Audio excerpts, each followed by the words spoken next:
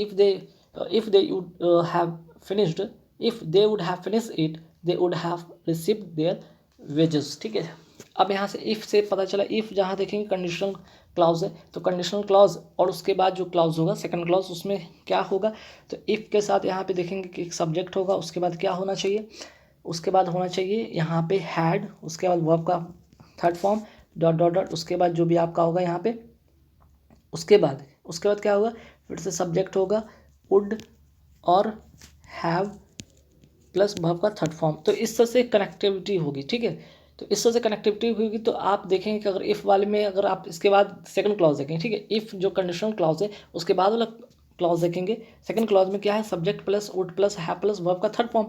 अगर would have verb का third form दिखेगा तो इसके पहले जो कंडीशनल क्लॉज होगा उसमें हैड प्लस वर्ब का थर्ड फॉर्म लगेगा। ठीक है, ये इसका एक स्ट्रक्चर है। ठीक है, हमेशा इस तरह के फॉर्मेट में होती है क्वेश्चन, तो आप इन क्वेश्चन को एक बार देखेंगे। आप अगर इस तरह का क्वेश्चन एग्जाम में आते हो, बस इफ कंडीशनल क्लॉज देखेंगे, सेकंड वाले पार्ट में देखेंगे कि अगर वुड हैव वर्ब का थर्ड फॉर्म है, आप बिना सोचे समझे हैड प्लस वर्ब का थर्ड फॉर्म लगाएंगे, आपका एक नंबर पक्के हो जाएंगे। ठीक है, चलिए नेक्स्ट क्वेश्चन में क्या रूल कहता है कि many a scheme of this type were devised to contain the inflationary trends in the country. तो जैसे ही आपको मेनी अ दिखेगा, ठीक है, मेनी अ दिखेगा, तो याद रखिए कि एक रूल यहाँ पे क्या कहता है, मेनी ए के बाद, ठीक है, मेनी ए के बाद जो नाउन होगा ना, ठीक है, वो क्या होगा, नाउन होगा सिंगुलर। ठीक, एंड जिसका वर्ब भी होगा, ठीक है, वर्ब भी क्या होगा, वो भी होगा सिंगुलर। तो दोनों कंडीशन में नाउन भी सिंगुलर और क्या होगा, इसके बाद जो वर्ब भी होगा वो भी क्या होगा, सिंगुलर, दोनों का दोनों सिंगुलर में होंगे। तो देखिए many scheme of this type व, ठीक, तो यहाँ पे देख रहे हैं कि ये व, ठीक है, इसको आपको रिमूव करना होगा, यहाँ पे ये हटाना होगा। करना क्या होगा, यहाँ पे वॉज करना पड़ेगा। ठीक है, आपको क्या करना पड़ेगा, वॉज करना पड़ेगा। यहाँ पे अ स्कीम, ठीक है, सिंगुलर है, यहाँ पे तो ये सिंगुलर और वर्ब भी क्या होगा, सिंगुलर है। तो आप क्या करेंगे, मेनी ए के बाद नाउन को सिंगुलर देखेंगे, करेक्ट है तो ठीक है आगे बढ़ेंगे, फिर उसके बाद वर्ब चेक करेंगे, वर्ब अगर सिंगुलर है तो ठीक है, अगर नहीं है तो वो इन्हीं दोनों में कोई प्रॉब्लम देकर एग्जाम में क्वेश्चन पूछे जाते हैं। ठीक है, अगर नहीं है तो नो एरर होगा। क्लियर, आगे बढ़े। नेक्स्ट क्वेश्चन क्या है भाई कि देखेंगे कि most of us imagine that the main activities of animals at night consist in chasing and capturing there pray. ठीक है, यहाँ पे क्या हो सकता है, यहाँ पे क्या एरर हो सकता है, तो एक वर्ड आपको दिखेगा प्रीपोजिशन से कनेक्टेड वाला। ठीक है, कंसिस्ट इन, ठीक है, यहाँ पे कंसिस्ट इन के जगह पे क्या होगा, कंसिस्ट ऑफ होगा। ठीक है, कंसिस्ट के साथ आप क्या लगाएंगे, प्रीपोजिशन ऑफ लगाएंगे। ठीक है, कंसिस्ट इन नहीं, कंसिस्ट ऑफ। ठीक है, चलिए नेक्स्ट क्वेश्चन पे आते हैं कि researchers say that the harder you try to recollect a forgotten word more elusive it becomes. ठीक है, अब यहाँ पे देखेंगे कि क्या चीज़ है, यहाँ पे द हार्डर लगा हुआ है। ठीक है, अगर एक कंपैरेटिव का यहाँ पे मामला है और उसके बाद एक रिपीटिशन की मामला है। ठीक है, जब इसका फॉर्मेशन आपको दिखेगा, जैसे यहाँ पे भी कंपैरेटिव है और यहाँ पे भी कंपैरेटिव है, तो दोनों जगह कंपैरेटिव है और इस कंपैरेटिव के पहले अगर द लगा है तो इसके बाद भी क्या लगेगा, द लगेगा। ठीक है, तो क्या होना चाहिए, द मोर का कॉम्बिनेशन होगा, तब जाकर सेंटेंस अपने आप में कंप्लीट होगा। ठीक है, the harder dot dot dot the more, है ना, इस तरह से एक कनेक्टिविटी होता है सेंटेंस का। आगे बढ़ेंगे सवाल पे कि the boy complain that his friend called him as a liar. ठीक है, तो यहाँ पे क्या होगा, यहाँ पे एज यहाँ पे हटाएंगे, द बॉय कंप्लेन तो ठीक है, दैट हिज फ्रेंड कॉल्ड तक भी ठीक है, हिम एज अ लायर नहीं। ठीक है, अगर नेम हो, कंसिडर हो, कॉल हो, थिंक हो, टर्म आदि, इसके साथ वर्ब के साथ कभी भी एज का प्रयोग नहीं करते हैं। यहाँ पे एज का प्रयोग गलत है, नोट करेंगे। अगर कोई नाम हो, ठीक है, कोई कंसीडर हो, कोई विचार हो, कॉल हो, किसी को बुलाते हैं, थिंक हो, या फिर टर्म्स हो कोई। ठीक है, तो यहाँ पे टर्म्स की बात की गई है, call him as a liar नहीं, कॉल हिम अ लायर। ठीक, तो ऐसे अगर टर्म आपको दिखेंगे उनके साथ एज का यूज़ नहीं कभी करेंगे, है ना। चलिए आगे बढ़ेंगे सवाल पे। When all men desist stealing each other the world will be a better place to live in. यहाँ पे क्या एरर हो सकता है, देखिए डेसिस्ट आपको वर्ड दिखता है, जैसे ही डेसिस्ट दिखता है, व्हेन ऑल मैन डेसिस्ट के साथ जो प्रीपोजिशन होता है, इनके साथ एक प्रीपोजिशन होता है। ठीक है, इसके साथ प्रीपोजिशन क्या होता है, इसके साथ प्रीपोजिशन फ्रॉम लगता है, डेसिस्ट फ्रॉम, डेसिस्ट फ्रॉम, तब जाके ये सेंटेंस क्लियर होगा। When all man desist from stealing each other, the world will be better place in to live in, है ना। चलिए आगे बढ़ेंगे सवाल पे कि I will certainly avail of your offer when the occasion arise. मैंने आपको पहले वीडियो में काफ़ी सारा पहले भी मैंने आपको पढ़ा रखा है, तो उसमें एक वर्ड आपको मैंने बताया अवेल, ठीक है। अवेल कुछ ऐसे वर्ड होते हैं जिनके साथ रिफ्लेक्सिव प्रोनाउन होता है, जिनके साथ क्या होता है, रिफ्लेक्सिव प्रोनाउन का यूज़ होता है। तो अवेल के साथ क्या करेंगे, आपको एक रिफ्लेक्सिव प्रोनाउन का यूज़ करना पड़ेगा, प्लस रिफ्लेक्सिव प्रोनाउन यूज़ करेंगे, ठीक है। तो यहाँ पे अवेल के साथ क्या होगा, अवेल के साथ माई सेल्फ होगा, है ना। इसके साथ क्या होगा, अवेल के साथ माई सेल्फ का यूज़ करेंगे, क्योंकि यहाँ पे आई के लिए माई सेल्फ यूज़ करेंगे, है ना। I will certainly avail my self of your offer. Clear. Next question, since one can not read every book one must be content with making a judicious selection. अब देखिए यहाँ पे एक word का term है और कई बार एरर पार्ट ऑफ स्पीच से हटकर भी एक चीज़ आता है, जैसे कोई वर्ड दे दिया जाएगा जो कि सुटेबल नहीं होता है, तो ये वर्ड वाला एरर है। जुडिशियल के साथ क्या होगा, जुडिशियल की अगर हम बात करते हैं तो कहीं ना कहीं ये क्या हो जाता है, ये कानूनी संबंधी के अर्थ में, कानून के अर्थ में हो जाता है ना। जो कि यहाँ पे अगर सेंटेंस देखा, since one can read every book one must be content with making a dash selection. तो यहाँ पे बात पढ़ने की हो रही है। अगर कोई एक भी बुक नहीं पढ़ता, अगर one can not read every book, अगर कोई एक भी बुक नहीं पढ़ सकता है, तो one must be content with making, तो कौन सी बुक पढ़ेगा, ऐसे सिलेक्शन के लिए आपको सिलेक्शन के लिए क्या करना पड़ेगा, वहाँ पे जुडिशियल की बात नहीं की है, जुडिशियस आपको करना पड़ेगा। मीन्स कोई विवेकपूर्ण, कोई बुद्धि से भरा, कोई दिमाग से भरा, कोई है ना, अच्छे सोच के साथ आप कौन सी बुक को प्रेफर करते हैं जिससे कि आपका सिलेक्शन होगा, वहाँ पे जुडिशियस करेंगे, ठीक है। ये होता है विवेकपूर्ण, जो आपका फैसला होगा वो क्या होगा, विवेकपूर्ण फैसला होगा, है ना। One must be content with making a judicious selection. चलिए आगे बढ़ेंगे सवाल पे, he objected to me leaving the job without prior information. अब देखिए यहाँ पे ही ऑब्जेक्टेड के बाद यहाँ पे टू मी लिखा हुआ है, ठीक है। तो आपको करना क्या होगा, ध्यान रखिएगा, कोई भी जेरंड से पहले, एक देख रहे हैं ये क्या है, यहाँ पे जेरंड है, ठीक है। और जेरंड से पहले क्या होगा, जब कोई प्रोनाउन आता है, जेरंड से पहले अगर कोई प्रोनाउन आता है तो क्या होता है, वो हमेशा जनरली क्या कहते हैं, वहाँ पे हम पॉजेसिव केस का यूज़ करते हैं, ठीक है।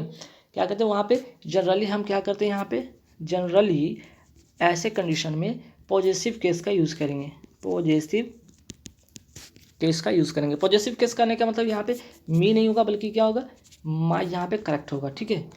He objected my leaving the job without prior information. चलिए आगे बढ़ेंगे सवाल पे। अब देखिए यहाँ से फिल इन द ब्लैंक से, जो कि काफ़ी इंपॉर्टेंट होगा आप लोग के लिए, तो रूल से भरे भी कुछ यहाँ पे आपको मिलेंगे। जैसे देखिए अगर फर्स्ट क्वेश्चन की हम बात करते हैं कि he drove from Maharashtra dash Karnataka without stopping to rest, है ना। तो यहाँ पे क्या होगा, is into towards to.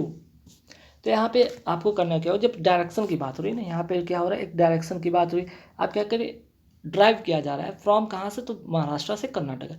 He drove from Maharashtra dash Karnataka without stopping dash, बिना रुके कोई बंदा, कोई भी व्यक्ति क्या कर रहा है, महाराष्ट्र से कर्नाटका की ओर जाता है, ड्राइव करके जाता है। तो वहाँ पे कंडीशन क्या होगा, वहाँ पे आप क्या करेंगे, टू का यूज़ करेंगे, डायरेक्शन के सेंस में आप यहाँ पे टू यूज़ करेंगे, टुवर्ड्स नहीं, ठीक है ना, इनटू ना इज, टू, ठीक। चलिए आगे बढ़ते हैं कि if I were dash I would not accept such treatment, ठीक है।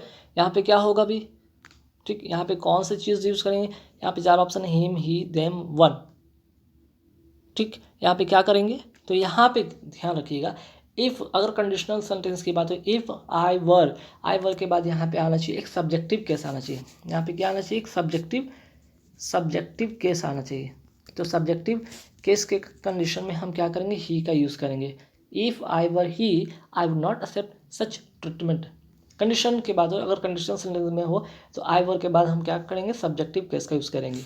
चलिए आगे बढ़ेंगे, many a man dash imprison without trial of fascist countries.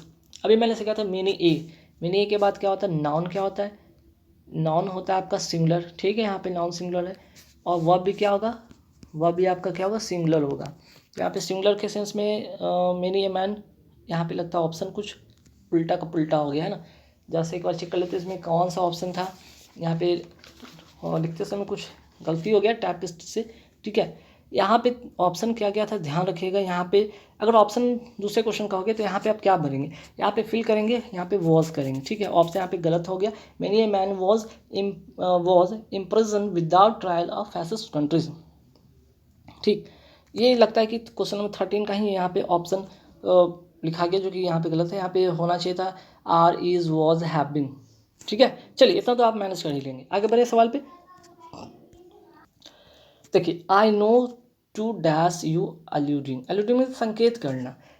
अब संकेत करना, यहाँ पे बहुत सारे लोग हैं, अब आपको डायरेक्शन से संकेत कर रहे हैं, तो यहाँ पे देख रहे हैं बहुत सारी चीज़ें ग्रुप में है। अब उनमें से किसी एक को अगर ऐसे संकेत करना होगा तो वहाँ पे विच का यूज़ करेंगे, I know to which you are alluding, ठीक है। चले आगे बढ़ते हैं सवाल पे। Question number 13, each a man and each women. अब यहाँ पे आपको लगेगा कि एंड से कनेक्ट है, दो सब्जेक्ट है, तो ऐसा लगेगा कि आपकी यहाँ पे प्लोरल कर देंगे। आप समझेंगे कि each man and each women, यहाँ पे देखने से आपको लगेगा कि एंड से तो दो सब्जेक्ट कनेक्ट है, तो यहाँ पे प्लोरल यूज़ करेंगे। अगर करेंगे तो आपका गलत हो जाएगा। ईच, अगर एंड से दो सब्जेक्ट कनेक्ट है और उनके पहले अगर ईच लग गया ना, तो ध्यान रखिएगा उनके साथ हमेशा सिंगुलर वर्ब का यूज़ होता है। सिंगुलर वर्ब में कौन होगा, हैज़, ठीक। नेक्स्ट क्वेश्चन पे आते हैं कि most animals which are nocturnal have a sharper dash at night than in the morning, ठीक है। तो नाइट से ज़्यादा क्या है, मॉर्निंग में क्या होते हैं उनकी जो कह रहा है कि जो कि मतलब कि मॉर्निंग से ज़्यादा उनकी जो नाइट में जो होता है देखने की क्षमता होती है। जो ज़्यादातर कुछ ऐसे एनिमल होते हैं जो कि बहुत ही क्या होते हैं, खुखार होते हैं, और रात में ज़्यादा देख पाते हैं कंपैरिजन दैन मॉर्निंग में। तो यहाँ पे अगर देखने की सेंस हुआ तो साइट आई व्यू नहीं बल्कि विज़न यहाँ पे होगा, ठीक है। शार्पर विज़न, विज़न कैसा होना चाहिए, शार्पन होना चाहिए, ठीक है। तो यहाँ पे शार्पर विज़न की बात होगा, साइट नहीं, आई नहीं, व्यू नहीं। लेट्स से कि age and experience dash wisdom to man. Age और एंड, देखिए एंड से दो सब्जेक्ट जुड़े हुए हैं और दोनों अलग अलग बातें बता रहे हैं कि अगर एज की बात करें, उम्र की बात करें और अनुभव की बात करते हैं तो क्या करता है, दो चीज़ है। तो यहाँ पे एंड से दो सब्जेक्ट जुड़े हुए हैं या दो चीज़ की बात करें, दो मतलब प्लोरल के लिए आपको यहाँ पे ब्रिंग करना होगा, है ना। Age and experience bring wisdom to man, ठीक है। चलिए आगे बढ़ते सवाल पे। If you litter you dash pay a fine, अगर आप कूड़ा करकट फैलाते हैं तो यू विल हैव टू पे अ फाइन। यहाँ पे कंडीशनल सेंटेंस में क्या होगा कि यहाँ पे अगर कंडीशनल सेंटेंस में दो अगर क्लाउज है, जिसमें कि अगर एक कंडीशनल में ये होगा कि फर्स्ट वाला जो क्लाउज होगा, इफ क्लाउज अगर प्रेजेंट इंडेफिनिट है तो दूसरा क्लाउज होगा फ्यूचर टेंस में होगा। क्लियर, चलेंगे आगे बढ़ेंगे सवाल पे। This plane will take off when the thunderstorm, क्या होगा, वुड स्टॉप या विल स्टॉप, क्या होना चाहिए यहाँ पे। देखिए फिर से वही बात है कि the plane will take off when फिर लगा, व्हेन मतलब कंडीशनल, और उसकी कंडीशन के पहले यहाँ पे विल का यूज़ किया गया है, तो सेकंड वाला क्या होगा आपका, अभी मैंने बताया था सेकंड वाला आपका हो जाएगा प्रेजेंट इंडेफिनिट में, है ना। प्रेजेंट इंडेफिनिट में, क्योंकि ये फ्यूचर है तो ये वाला सेकंड वाला पार्ट क्या हो जाएगा, प्रेजेंट इंडेफिनिट में, है ना। या सिंपल पास्ट, सिंपल प्रेजेंट कहें तो स्टॉप्स होगा, ठीक है, स्टॉर्म स्टॉप्स। चलिए आगे बढ़ेंगे सवाल पे। व्हेन द डॉक्टर, फिर से कंडीशनल सवाल आ रहा है। When the doctor the patient was already, past की दो घटना है, पास्ट की दो घटना है, तो द पेशेंट ऑलरेडी क्या होगा, ऑलरेडी डेड, मर चुका था। कब, ये पास्ट की दो घटना है, तो when the doctor arrived, when the doctor arrive, ठीक है, पास्ट की घटना है ना तो अराइव्ड लगाएंगे और ऑलरेडी वो मर चुका है। चलिए अब यहाँ से अपोजिट मीनिंग फटाफट देख लेते हैं, बहुत इंपॉर्टेंट है, ठीक है। जैसे सबसे पहले अगर हम बात करते हैं रैपिड के बारे में आते हैं, रैपिड का मतलब होता क्या है, अपोजिट मीनिंग। रैपिड का मतलब होता है तीव्र, रैपिड का मतलब तेज, तो इसका अपोजिट क्या होगा, स्लो। सीवर, सीवर का मतलब क्या होता है, इसका मतलब होता है कठोर, कठोर भी होता है, तीक्ष्ण भी होता है ना। तो अपोजिट क्या होगा इसका, कोमल, है ना। इसका करेक्ट आंसर हो जाएगा कोमल, कठोर का कोमल। आगे बढ़ेंगे सवाल पे कि फ्रूटलेस, फ्रूटलेस का मतलब क्या होता है कि मतलब कि कह सकते हैं फलहीन, निरर्थकहीन, मीन्स कि बेकार। तो उसका अपोजिट क्या हो जाएगा, सक्सेसफुल।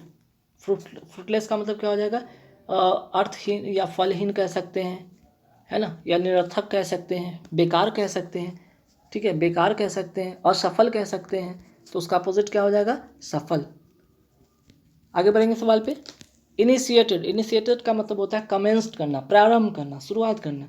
तो उसका अपोजिट क्या हो जाएगा, कंक्लूडेड, ठीक है। इसका मतलब अगर शुरुआत करना होता है तो इसका अपोजिट क्या होगा, शुरुआत करना का समाप्त करना, इस कंक्लूड का मतलब होगा समाप्त करना। ठीक है, चलिए आगे बढ़ेंगे सवाल पे। कंसेंसस, कंसेंसस का मतलब क्या होगा? यहाँ पे चार ऑप्शन आपको देखें, एक्सेप्ट, डिसएग्रीमेंट, ओपिनियन, परमिशन। तो देखिए कंसेंसस का मतलब होता है सहमत, एक मत। ठीक है, कंसेंसस का मतलब होता है एक मत या सहमत, एक मत बोलिए या सहमत कहिए आप लोग, है ना। तो इसका अपोजिट क्या होगा? डिसएग्रीमेंट, मतलब कि सहमत नहीं होना, है ना। आगे बढ़ेंगे सवाल पे। जेन्युइन, जेन्युइन का मतलब क्या होता है? असली कह सकते हैं। जेन्युइन का मतलब होता है असली, तो उसका अपोजिट क्या होगा? नकली, है ना, फेक। रिवील, रिवील का मतलब होता है रहस्य खोलना, प्रकट करना, है ना, रहस्य खोलना, रहस्य खोलना या उजागर करना। तो इसका अपोजिट क्या होगा? हाइड, छिपाना। डिस्क्लोज का मतलब होता है रहस्य खोलना ही, कवर का मतलब ढकना, विल का मतलब ढकना। ठीक है, तो यहाँ पे अगर रिवेल्स की बात करें तो रिवील के सेंस में, अगर रहस्य खोलने के सेंस में होगा तो वहाँ पे हाइड की बात करेंगे। ठीक है, चलिए आगे बढ़ेंगे सवाल पे।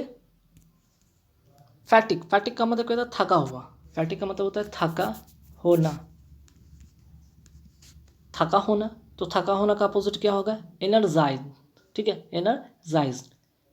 तो एनर्जाइज इसका क्या हो जाएगा? एनर्जी से भरा, है ना। ऑटोनॉमी, ऑटोनॉमी का मतलब क्या होता है? ऑटोनॉमी का मतलब होता है स्वायत्तता। ठीक है, किसी दूसरे पर डिपेंडेंसी की बात करते हैं, है ना, दूसरे पर डिपेंड होना। ऑटोनॉमी का मतलब क्या होगा यहाँ पे? सॉरी, ऑटोनॉमी का मतलब होता है विदाउट डिपेंडेंट, और इसका अपोजिट क्या होगा? डिपेंडेंस, है ना, अधीनता यानी किसी पर निर्भर करना। डिपेंडेंस अपोजिट हो जाएगा, और इसका क्या होगा? यहाँ पे किसी पर निर्भर नहीं करना, विदाउट डिपेंडेंट, है ना।